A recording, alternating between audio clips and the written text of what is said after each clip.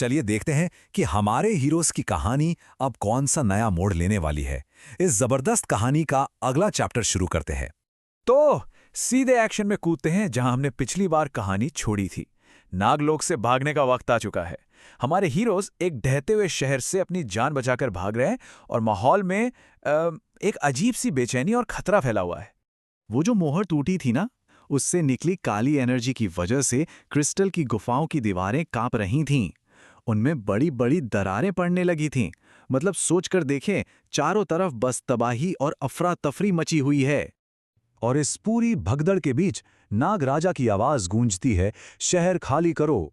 वो अपने योद्धाओं को एक बेहद जरूरी मगर मुश्किल ऑर्डर देते हैं और देखिए, वो लोग कांपते हुए मंदिरों से बेगुनाह लोगों को बचाने में अपनी पूरी जान लगा देते हैं। आर्यन की आवाज में घबराहट है। हमें यहां से निकलना होगा। उसने नक्शे को इतनी जोर से पकड़ा हुआ है कि उसकी उंगलियां सफेद पड़ गई हैं। और भाई घबराए भी क्यों ना, उनके ठीक पीछे उस गहरी खाई से एक बहुत बड़ी डरावनी परछाई ऊपर उठ रही थी। और ऐसे टेंशन वाले माहौल में भी कीबो अपनी घबराहट में भी ह्यूमर ढूंढ ही लेता है।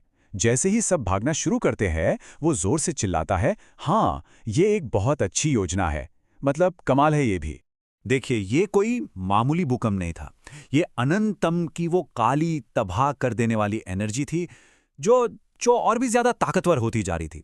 ऐसा लग रहा था मानो वो जमीन को नीचे से फाड़कर सब कुछ निकल जाएगी। खतरा असली था और हर पल बढ़ रहा था। आफते कांपते जैसे तैसे वो जमीन के ऊपर पहुंचते हैं। आर्यन कांपते हाथों से नक्शे को देखता है और उसका दिल बैठ जाता है। एक और मोहर जा चुकी थी। मतलब अब 3 मोहरें टूट चुकी थी। ऐसा लग रहा था मानो वक्त हाथ से रेत की तरफ फिसलता जा रहा है। अभी उन्हें लगा ही था कि चलो एक पल के लिए सांस ले सकते हैं कि तभी आसमान से एक नया ही खतरा धमका। अचानक आसमान में अंधेरा छा गया और सुनहरे पंखों वाली एक बहुत बड़ी परछाई नीचे उतरी। एक विशाल गरुड़ योद्धा जो बिजली की कड़क के साथ जमीन पर उतरा। नजारा देखने लायक भी था और डरावना भी। और ये कोई बातचीत का न्योता नहीं था, ये एक सीधा सीधा हुक्म था। गरुड़ की पैनी नजरें सीधे आर्यन पर थीं और उसकी आवाज गूंजी, तुम भ्रष्ट आकाशीय नक्शा ले जा रहे हो, तुम्हें मेरे साथ चलना होगा। बस ये साफ हो गया था कि उनकी यात्रा का अगला पड़ाव तय हो चुका है, चाहे उन्हें ये पसंद हो या ना हो। और जैसे ही वो विशाल गरुड़ उन्हें अपने पंजों में जकड़कर आसमान में उड़ जाता है, कीबू की डरी हुई चीख सुनाई देती है, मुझे हर चीज पर पछतावा हो रहा है। ये चीख एक और फनी मोमेंट बन जाती है और ये एकदम सही दिखाता है कि चीजें हमारी टीम के कंट्रोल से कितनी बाहर हो चुकी हैं। और फिर एक ऐसा पल आता है जिस पे यकीन करना मुश्किल है। जैसे ही बादल छटते हैं, उनकी आंखों के सामने एक नामुमकिन सा नजारा होता है। एक विशाल तैरता हुआ किला, एक ऐसी जगह जो कल्पना से भी परे थी, जो असल में होनी ही नहीं चाहिए थी। ये सिर्फ कोई किला नहीं था, ये तो जैसे आर्किटेक्चर का एक जीता जागता अजूबा था। सुनहरे मंदिर धूप में चमक रहे थे, गरुड़ योद्धाओं की बड़ी बड़ी मूर्तियां खड़ी थी और आसमान में बने तैरते हुए पुल जो अलग अलग टापुओं को जोड़ रहे थे। मतलब ऐसा लग रहा था जैसे कोई पौराणिक कहानी सच हो गई हो। लायरा की कांपती हुई आवाज में जो फुसफुसाहट थी ना, ये जगह मौजूद नहीं होनी चाहिए। वो पूरी टीम की हैरानी को बयां कर रही थी। वो जो देख रहे थे वो हकीकत से कोसों दूर था और ये इस दुनिया के गहरे राज और उसकी विशालता को दिखा रहा था। तो अब कहानी एक बहुत ही जरूरी और रहस्यमयी मोड़ पर पहुंचती है। उन्हें सीधे उस किले के पावर सेंटर पंखों की परिषद में ले जाया जाता है, जहां उनका सामना होता है बहुत ही पुराने और ज्ञानी गरुड़ बुजुर्गों से। और यहीं पर एक चौंकाने वाला, दिल दहला देने वाला सच सामने आता है।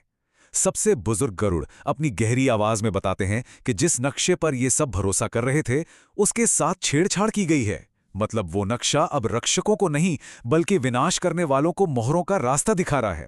ये अब गाइड नहीं बल्कि एक हथियार बन चुका था, जो दुश्मन को सीधे पवित्र मोहरों तक ले जा रहा था। अपनी बात को साबित करने के लिए वो बुजुर्ग एक पुराना अनुष्ठान करते हैं।